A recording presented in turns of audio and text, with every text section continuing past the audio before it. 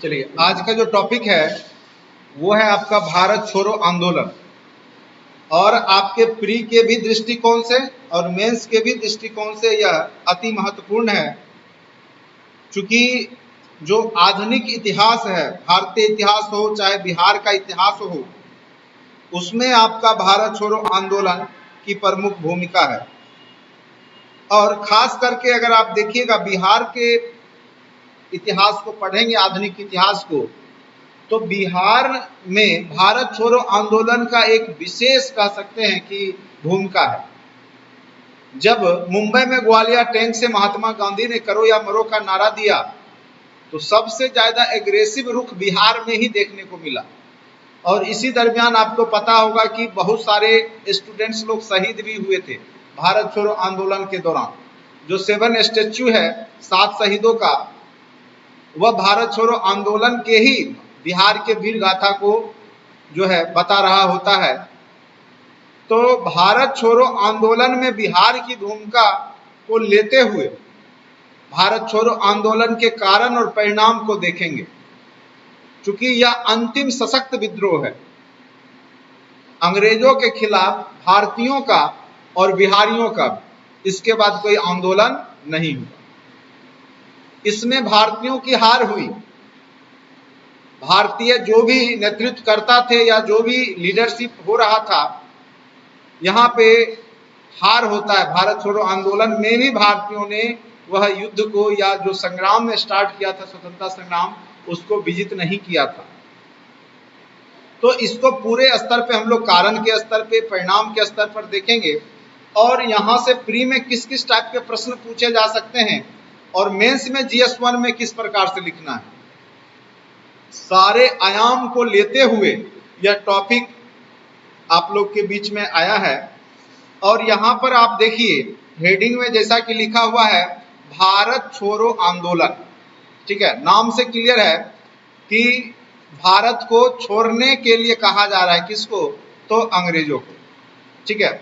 और गांधी जी का कह सकते हैं अंतिम मंत्र था यह, करो या मरो।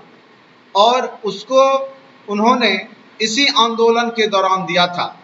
जब गांधी जी को लग गया कि अंग्रेज अब ऐसे जाने वालों में से नहीं हैं, तब उन्होंने एक मंत्र दिया मुंबई के ग्वालियर टैंक से जनता को बुला करके, करो या मरो। उसके बाद अंग्रेजों ने ऑपरेशन 0 आवर लाया और उसके तहत पूरे देश में जितने भी क्रांतिकारी थे, चाहे नेता थे, राष्ट्रवादी नेता थे, सबको गिरफ्तार करके जेल भेज दिया गया। बिहार में भी जैसे डॉक्टर राजेंद्र प्रसाद थे, श्री कृष्ण सिंह, या जो भी उस समय नेतृत्व करता थे, सबको क्या किया गया? जेल में बंद कर दिया गया। तो यह क्रांति नेतृत्व विहीन हो गई, क्योंकि जो नेता था उसी को बंद कर दिया गया, अंदर कर दिया गया।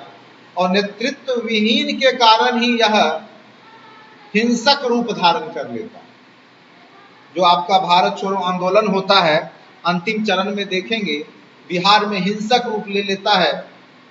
और इतना हिंसक लेता है कि लोग मरने और मारने पर आतुर हो जाते हैं, ठीक है। और उसी दरमियान बिहार के बहुत सारे छात्र ने जो पटना में आंदोलन किया और विधानसभा के सामने जो भवन में झंडा फहराने के दौरान 7 छात्र भी शहीद होते हैं, जो कि बिहार का अनंत काल तक स्वतंत्रता संग्राम में योगदान का क्या परिचायक है।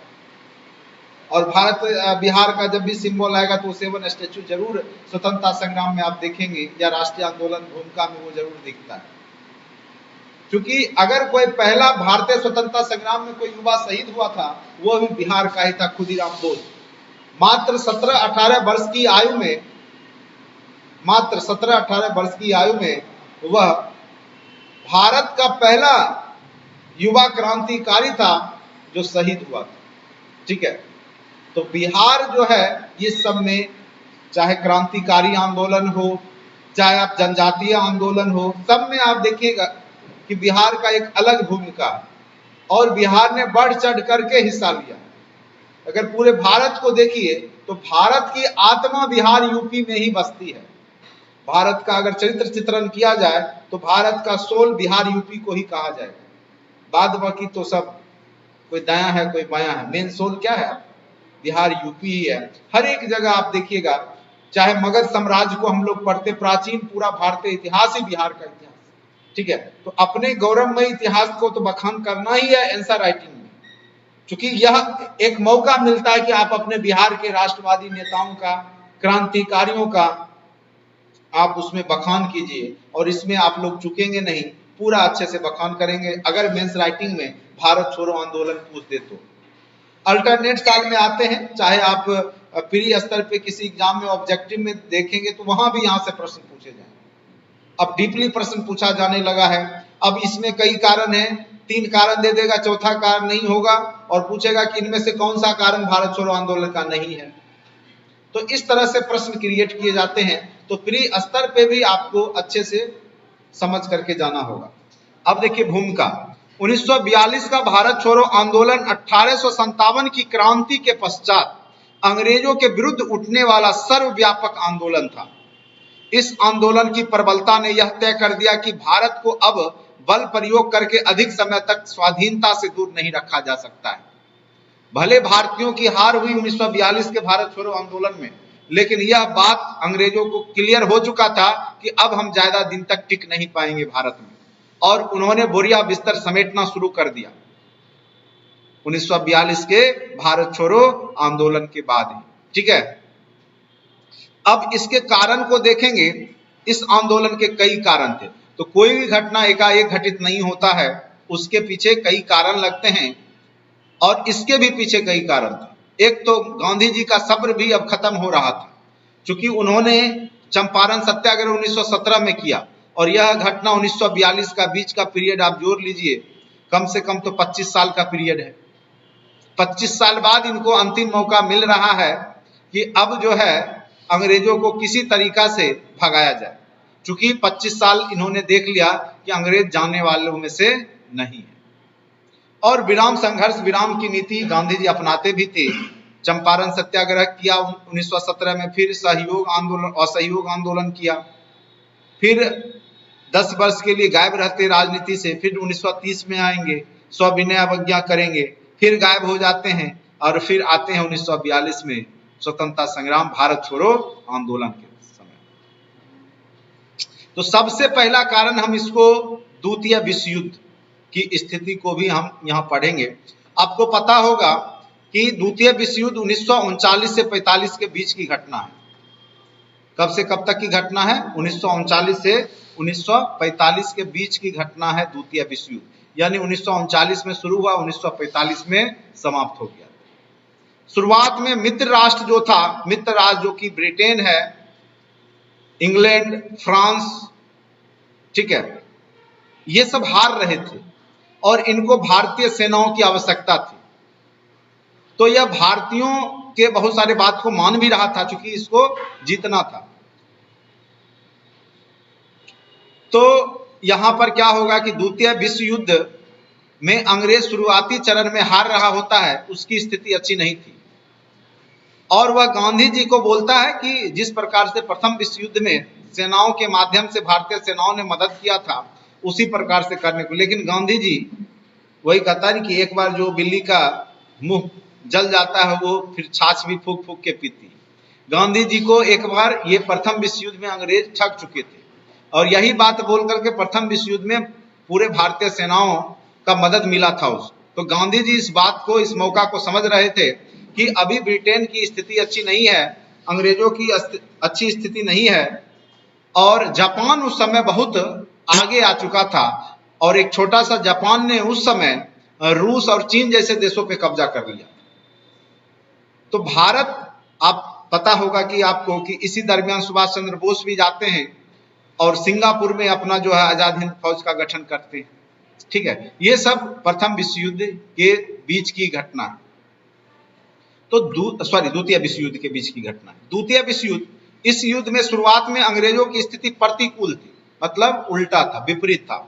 जापान द्वारा ब्रिटेन को लगातार पराजय के कारण भारत पर जापानी आक्रमण का खतरा बन गया था, ठीक है, कि लगातार जो है जापान जो है ब्रिटेन को हरा रहा था, और जापान जो है भारत पे अटैक करेगा, क्योंकि जापान भारत से थोड़ा नजदीक पड़ता है, दक्षिण पूर्वी एशियाई देश में आता है। तो इसका खतरा अंग्रेजों को लग रहा था कि जापान भारत पे अटैक करेगा। दूसरा, युद्ध के समय क्या हुआ था कि खाद्यान्न संकट की स्थिति थी। पूरे भारत में युद्ध के समय क्या आ गया? अनाज संकट। क्योंकि अंग्रेज लोग क्या करते थे कि यहाँ पर नगदी फसल के रूप में खास करके जो औद्योगिक फसलें थी उसकी खेती करवाते थे, जैसे कपास का हो गया, पटसन का हो गया, तंबाकू का हो गया।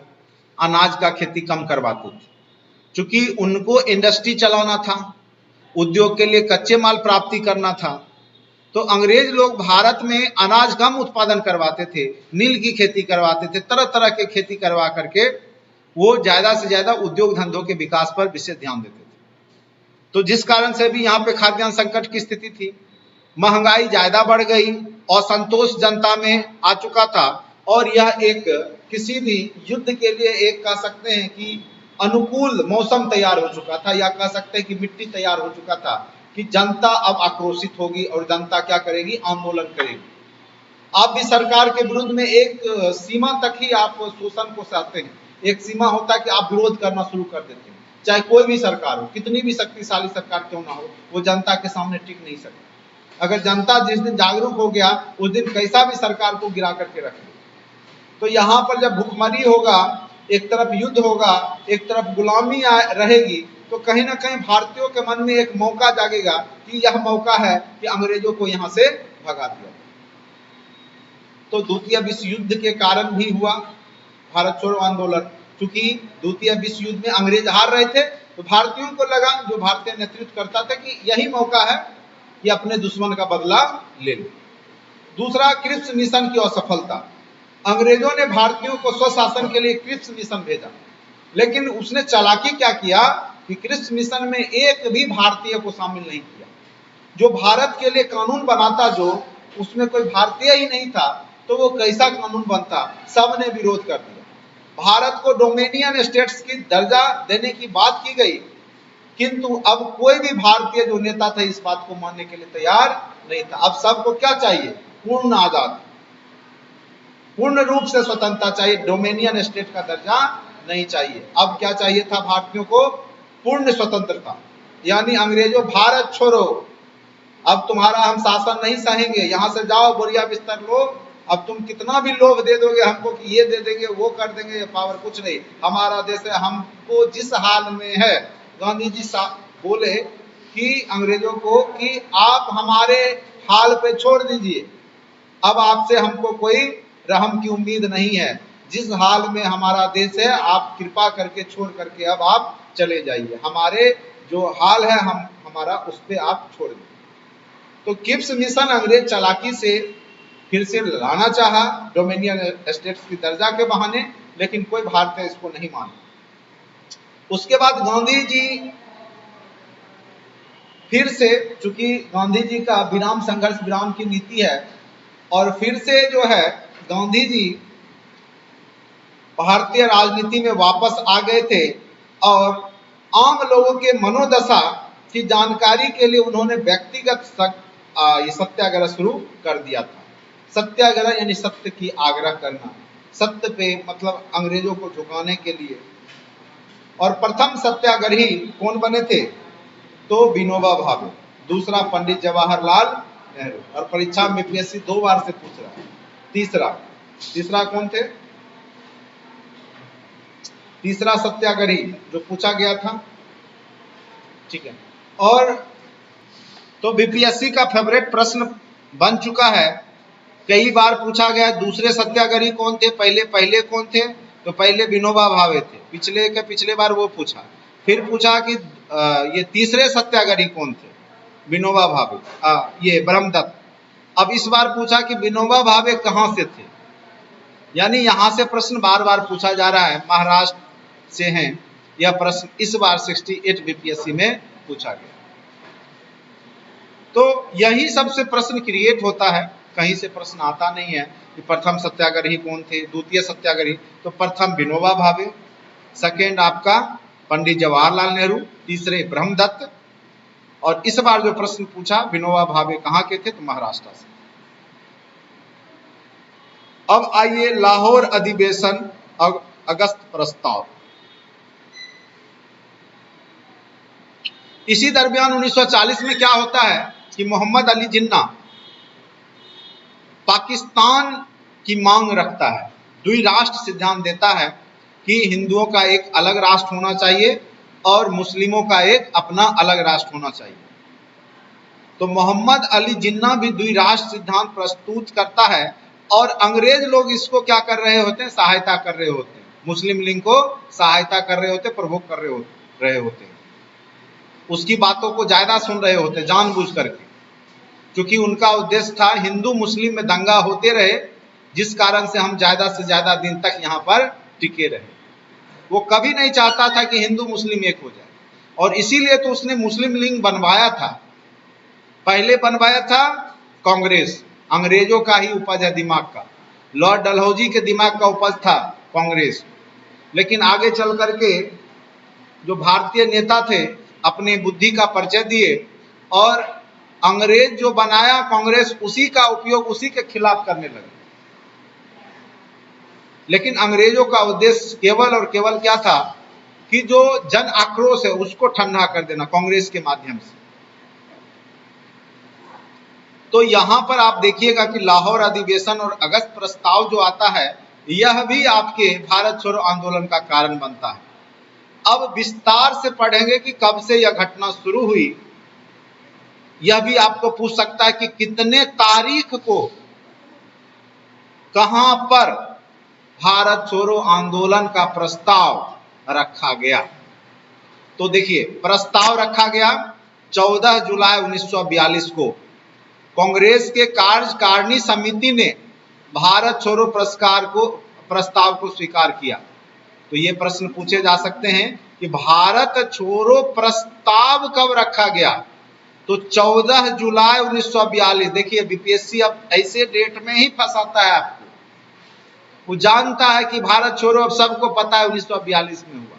यह भी पता है कि गांधी जी ने 8 अगस्त 1942 को जो है मुंबई के ग्वालियर टैंक में अधिवेशन किया। लेकिन ये अब बहुत कम लोग को पता होगा कि पहला बार भारत छोड़ो का प्रस्ताव किस डेट को कांग्रेस कार्यकारिणी समिति के सामने रखा गया। और यहां से वो आपका क्वेश्चन एक इंपॉर्टेंट क्रिएट कर देगा और एग्जाम में पूछ देगा, ठीक है, क्योंकि उसको पता है कि स्टूडेंट्स क्या चीज पढ़ करके नहीं जाएगा, या पढ़ेगा भी तो उतना ध्यान से नहीं पढ़ेगा। और यही चीज को हमें और आपको क्या करना है, अच्छे से पकड़ करके जाना। अब 8 अगस्त 1942 को अखिल भारतीय कांग्रेस कमेटी का बंबई में, उस समय बंबई ही नाम था, अधिवेशन किया गया। अब उसकी अध्यक्षता कौन कर रहे हैं, मौलाना अबुल कलाम आजाद।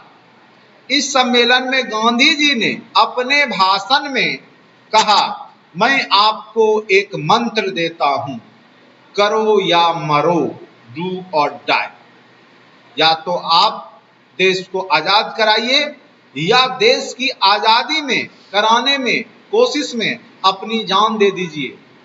गांधी जी ने, कई लोग बोलते हैं कि लास्ट में गांधी जी भी आक्रोशित हुए और बोले कि करो या मरो। अरे गांधी जी बोल रहे हैं कि देश का आजादी करा लो या मर जाओ या आजादी कराने। वो कभी लास्ट दम तक उन्होंने कभी नहीं बोला कि मारो, मारो शब्द उन्होंने कभी नहीं बोला। उन्होंने बोला करो या मरो, खुद मरो, मारना नहीं है, ठीक है। गांधी जी सत्य और अहिंसा के पुजारी वास्तव में थे, ठीक है। इसकी प्रतिक्रिया में क्या हुआ, जब गांधी जी मुंबई से सबको मंत्र दे दिए, पूरा देश इस मंत्र को सुन करके एकदम आग बबूला हो गया कि गांधी जी बोले हैं अब करो या मरो, या तो मारना या तो मरना, बस इसी पे उतर गया। अब बिहार तो इसमें आगे रहता है।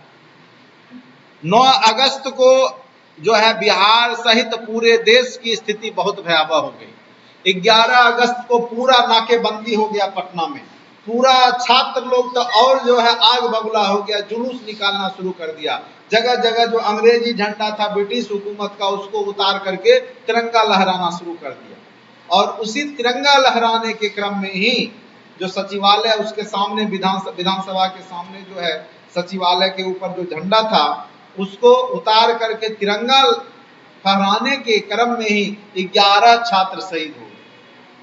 सॉरी, 7 ठीक है, 7 छात्र शहीद हुए। तो कई बार नाम भी पूछ देता है, कहाँ के थे ये भी पूछ सकता है।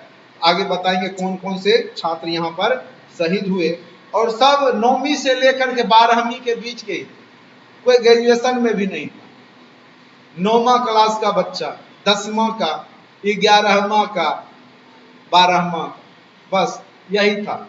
बाकी ये तो छात्र शहीद हुए, बाकी बहुत लोग शहीद हुए, अंग्रेजों की भी हत्या हुई होगी। इस प्रतिक्रिया में ब्रिटिश सरकार द्वारा 9 अगस्त की सुबह, 8 अगस्त को गांधी जी ने अपना नारा दिया, एक मंत्र दिया, और 9 अगस्त की सुबह में ही ऑपरेशन जीरो आवर अंग्रेजों के द्वारा लगाया गया।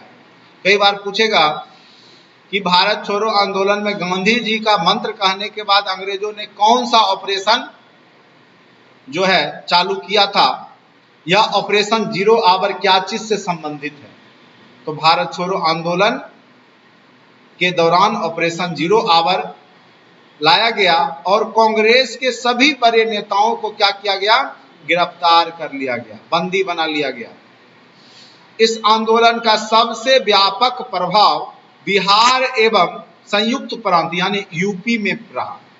सबसे ज्यादा बिहार और यूपी में ही भारत छोड़ो आंदोलन का प्रभाव रहा।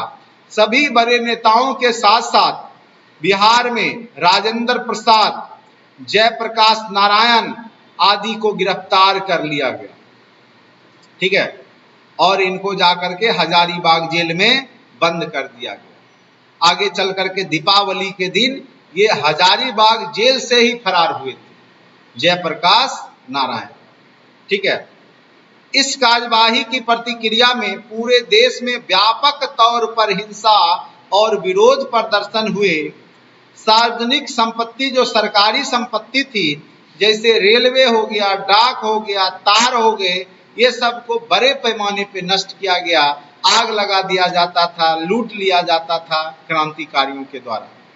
जगह जगह स्थानीय सरकारों का गठन किया गया, यानी सरकार के बातों को नहीं मान करके अपना अपना सरकार बना लिया गया, स्थानीय सरकार, लोकल गवर्नमेंट। हम अंग्रेज को नहीं मानेंगे, हम अपना सरकार खुद बनाएंगे, ठीक है। सरकार की दमनात्मक नीति के विरोध में जनता ने जगह जगह झंडा फहराए। 11 अगस्त को पटना की स्थिति, अब देखिए जो 7 छात्र शहीद होंगे वो कितने तारीख को होंगे, 11 अगस्त। गांधी जी ने कब मंत्र दिया, 8 अगस्त को। 9 अगस्त को कौन सा आया ऑपरेशन, ऑपरेशन जीरो आवर, तो डेट जरूर याद रखिएगा। और 11 अगस्त को पटना की स्थिति काफी तनावपूर्ण हो गई। उस दिन विद्यार्थियों की एक जुलूस ने सचिवालय भवन के सामने, जो विधायिका है, की इमारत पर राष्ट्रीय झंडा फहराने की कोशिश की, किंतु तत्कालीन जिलाधीश जो थे W.G. ऑर्चर ने, डब्लू कर लीजिएगा, ये डब्लू है, W.G. ऑर्चर ने इन पर निर्ममता पूर्वक गोलियां चलवा दी, जिसमें कुल 7 छात्र शहीद हुए। इनके नाम इस प्रकार। कई बार पूछ देगा इनमें से कौन नहीं थे, और इनमें से नाम दे देगा, 3 नाम सही देगा, चौथा नाम गलत दे देगा। उमाकांत प्रसाद सिंह सारण के थे, रामानंद सिंह पटना के थे, राजेंद्र सिंह सारण के थे, राय गोविंद सिंह पटना के थे, सतीश प्रसाद झा भागलपुर के थे, जगपति कुमार गया के थे, देवीपत चौधरी शिवहर के थे।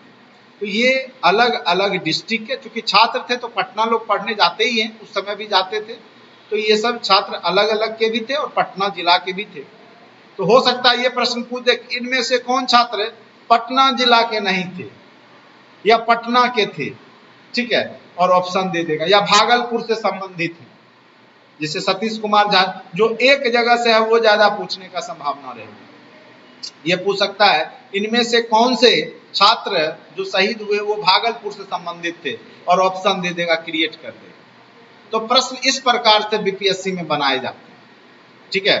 तो हर एक आयाम को लेते हुए अच्छे से गहन अध्ययन कीजिए, और हर एक पॉइंट आप भी सोचिए क्या क्या प्रश्न बन सकता है यहाँ से, और उस प्रश्न को पहले से क्लियर करके जाइए, तब जाकर के अब आपका बीपीएससी होगा नहीं तो अनदरवाइज पढ़ के जाइएगा कुछ और परीक्षा में उसी चैप्टर का प्रश्न रहेगा, उसी टॉपिक का रहेगा, फिर भी आपको वो फंसा ले, आपसे बनेगा ही नहीं, या तो आप गलत बना।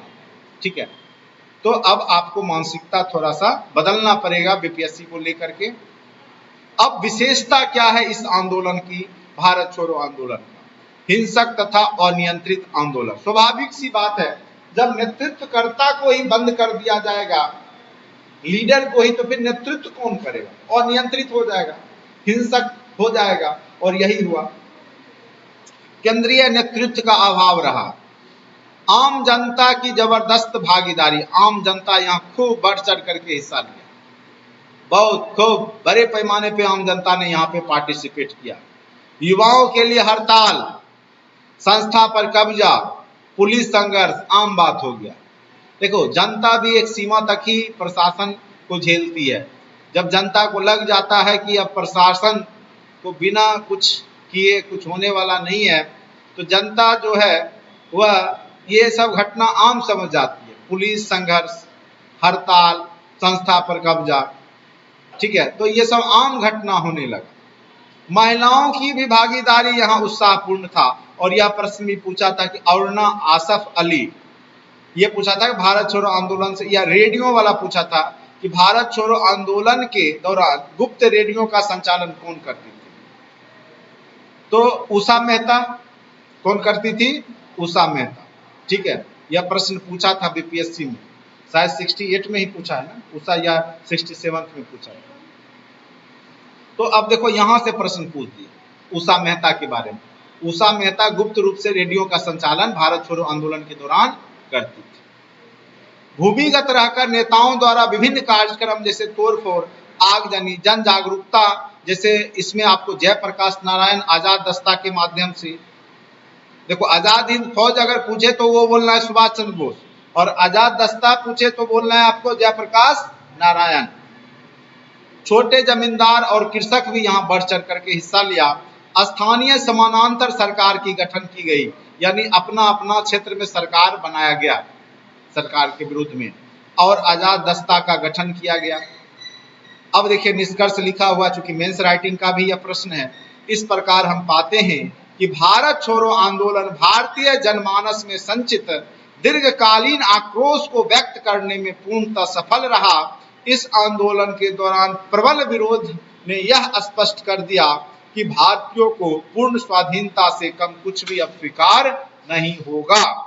ठीक है, और भारत छोड़ो आंदोलन समाप्त हुआ अंग्रेजों के दबदबा से, लेकिन यह क्लियर हो गया कि अब अंग्रेज ज्यादा दिन तक भारत में बने नहीं रह पाएंगे। उसके बाद ही आप देखेंगे कैबिनेट मिशन आया और संविधान सभा के गठन की बात हुई, और ब्रिटेन में सरकार बदली द्वितीय विश्व युद्ध के बाद, और वहां पे नई सरकार आई, लेबर पार्टी की सरकार आई, और उसने भारत को आजाद कर दिया। ठीक है, तो भारत छोड़ो आंदोलन भारतीय स्वतंत्रता संग्राम का अंतिम सशक्त आंदोलन के रूप में माना जाता है। तो भारत छोड़ो आंदोलन के कारण परिणाम सबको आपने अच्छे से देखा। जो जो महत्वपूर्ण बिंदु था जहां से प्रश्न बन सकते थे, हमने आपको क्लियर कर दिया। ठीक है, अगर आपको लेक्चर अच्छा लगता है तो चैनल को लाइक करें, सब्सक्राइब करें, दोस्तों के बीच में शेयर करें, और अगर जुड़ना चाहते हैं तो डिस्क्रिप्शन बॉक्स में लिंक दिया गया है, आप जुड़ सकते हैं। बहुत ही कम फीस में आपको पूरा कोर्स करवाया जा रहा है, तो अब आप जरूर इसको जुड़े, और उसमें आपको टेस्ट सीरीज के साथ साथ PDF, study material, video lecture सारे रिकॉर्डेड आपको प्री मेंस इंटरव्यू तक का आपको दिया जाएगा। इसलिए क्लास को जरूर क्लास को ले बाय करें।